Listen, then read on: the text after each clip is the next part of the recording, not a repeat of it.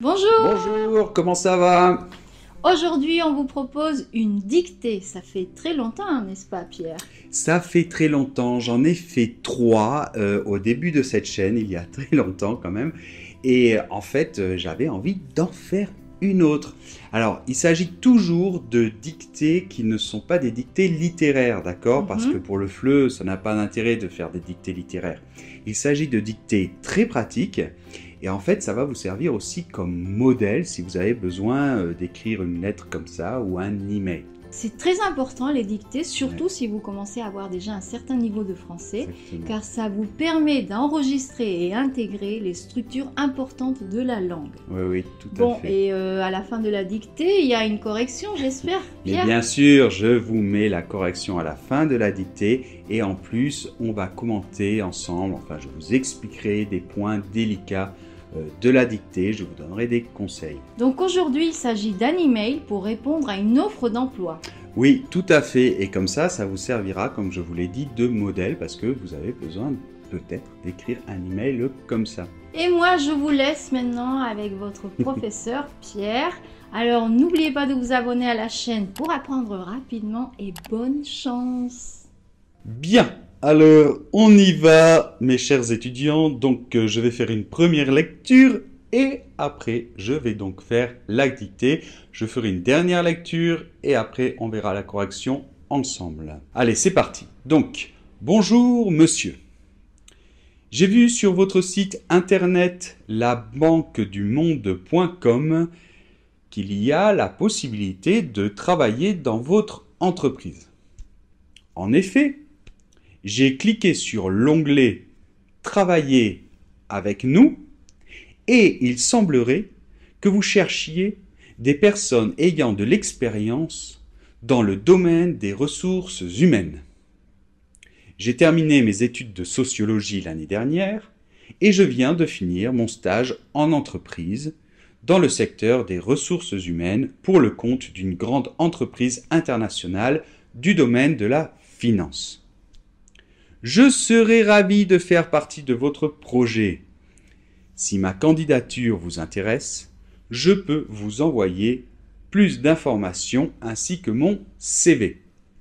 Cordialement, Anne Laroche. Alors, surtout n'oubliez pas, c'est une femme qui écrit et ça a son importance. Alors évidemment, hein, c'est juste un modèle un petit peu court, on va dire. Je n'ai pas mis une formule de politesse trop longue à la fin, j'ai juste mis cordialement. Mais bon, c'est un bon modèle, je crois. Vous êtes prêts? Alors, vous pouvez soit prendre un stylo et une feuille classique, soit la faire sur votre ordinateur. Vous ouvrez Word ou un autre programme hein, et vous faites la dictée. Vous êtes prêts? Allez, c'est parti. Donc ça commence par bonjour monsieur. Bonjour monsieur. Virgule. Alors on va apprendre la ponctuation, hein, d'accord? Virgule. Donc, bonjour monsieur, virgule, et on va à la ligne. J'ai vu sur votre site internet. J'ai vu sur votre site internet. J'ai vu sur votre site internet labanquedumonde.com. Alors, la Banque du Monde, hein, c'est en un seul mot, il n'y a pas de majuscule, .com. J'ai vu sur votre site internet labanquedumonde, tout attaché, .com. Qu'il y a la possibilité, qu'il y a la possibilité, qu'il y a la possibilité de travailler dans votre entreprise. Qu'il y a la possibilité de travailler dans votre entreprise. Point. À la ligne. En effet, virgule, en effet, virgule, j'ai cliqué sur l'onglet. Donc, en effet, j'ai cliqué sur l'onglet. Alors, ouvrez les guillemets. Travailler avec nous. Alors, travailler à l'infinitif, d'accord? C'est pas l'impératif, c'est l'infinitif. Travailler avec nous. Fermez les guillemets. Donc, en effet, j'ai cliqué sur l'onglet « Travailler avec nous ». Fermez les guillemets. Et il semblerait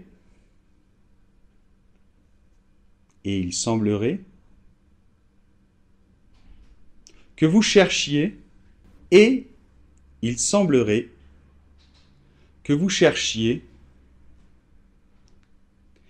des personnes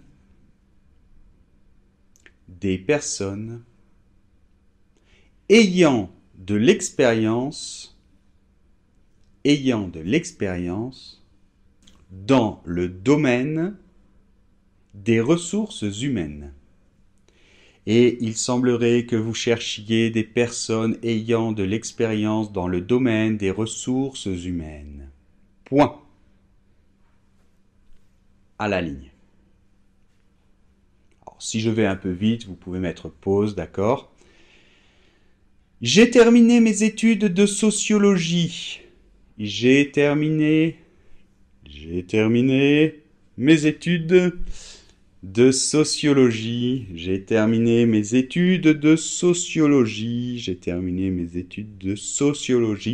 L'année dernière. J'ai terminé mes études de sociologie l'année dernière. Et je viens de finir mon stage en entreprise.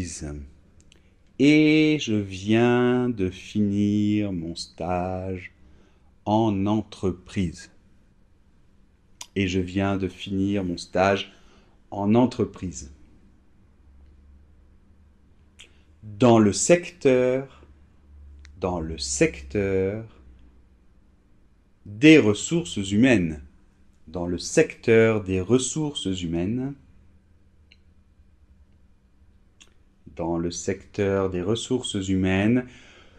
Pour le compte d'une grande entreprise.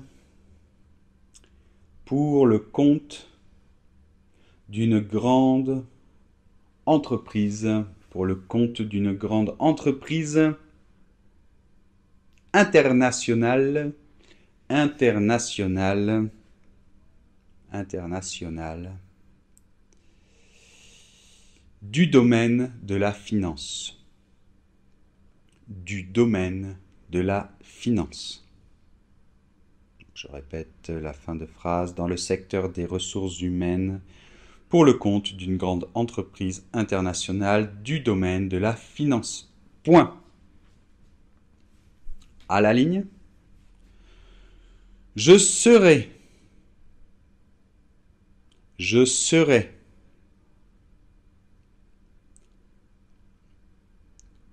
ravi. Attention, c'est une femme qui écrit. Je serai ravi de faire partie de votre projet. Je serai ravi de faire partie de votre projet.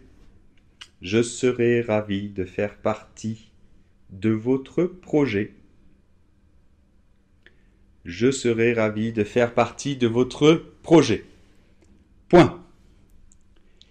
Si ma candidature vous intéresse,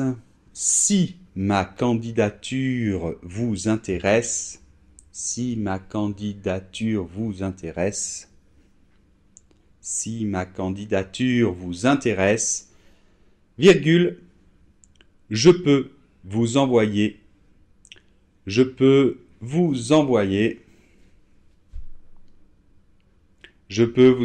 plus d'informations,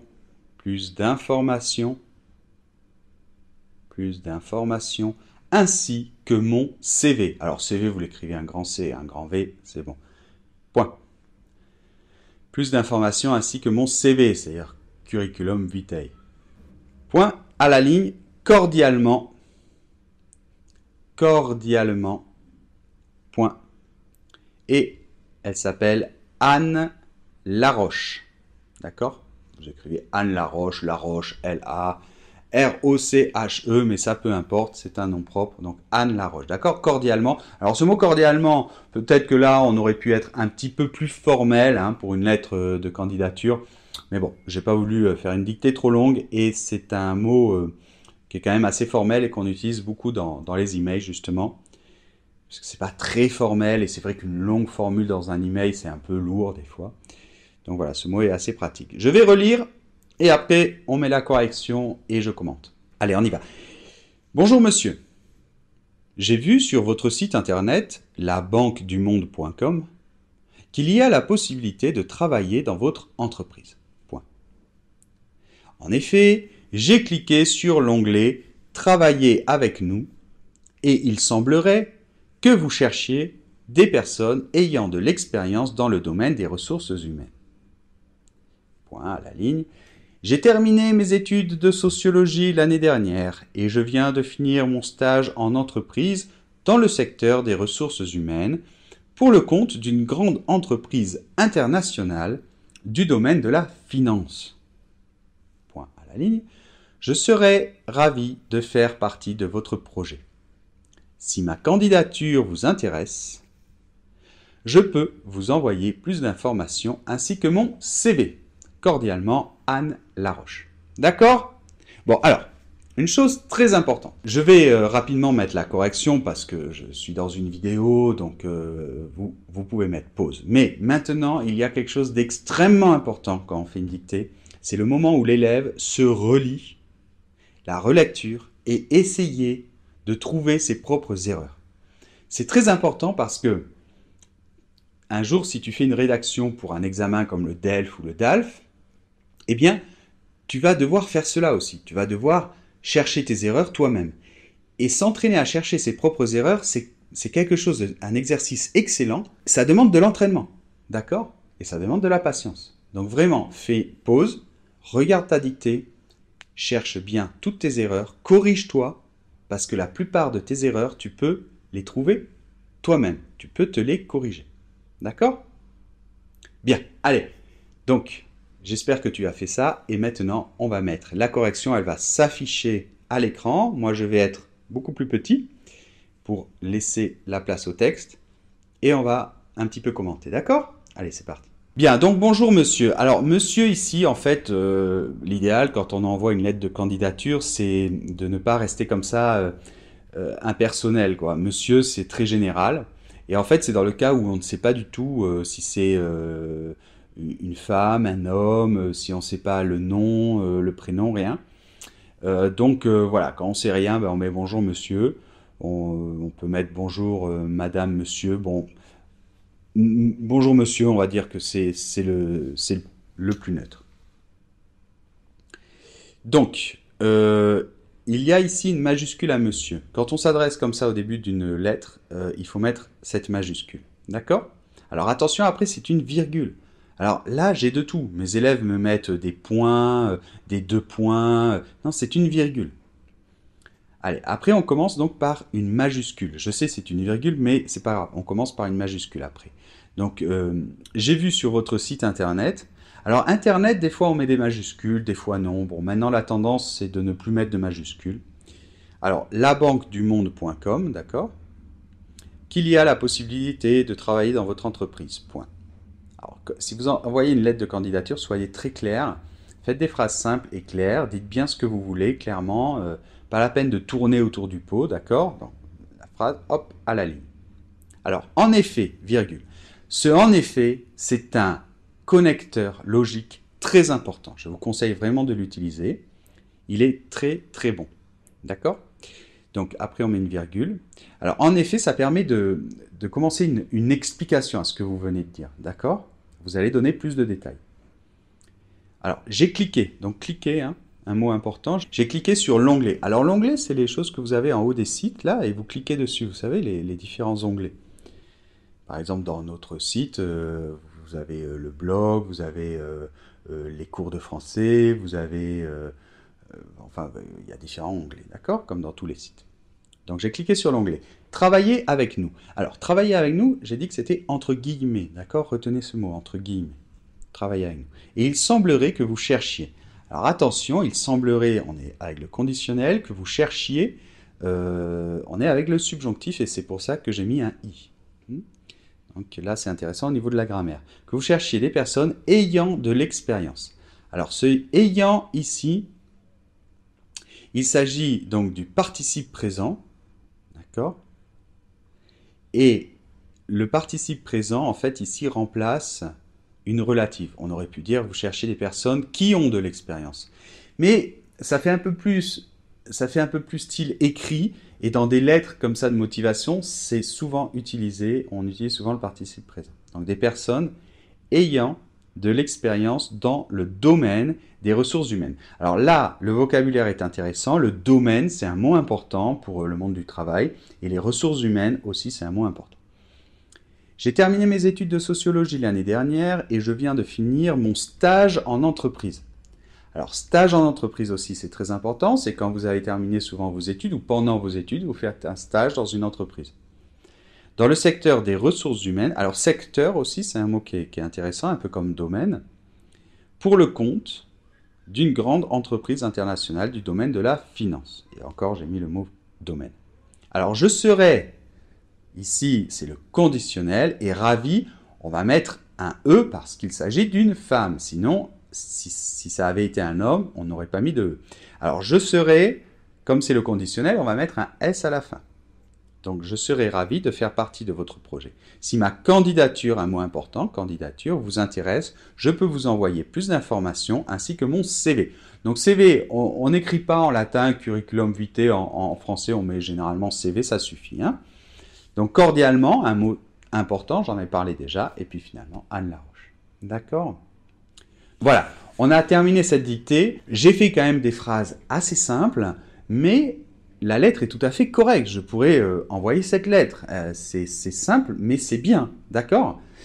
Donc ça vous donne vraiment un bon modèle que vous pouvez utiliser et reproduire. Bien, j'espère que cette vidéo vous a plu. N'oubliez pas que j'ai tout un cours, tout un pack qui fonctionne un petit peu sur ce principe, mais dans lequel on fait davantage d'exercices.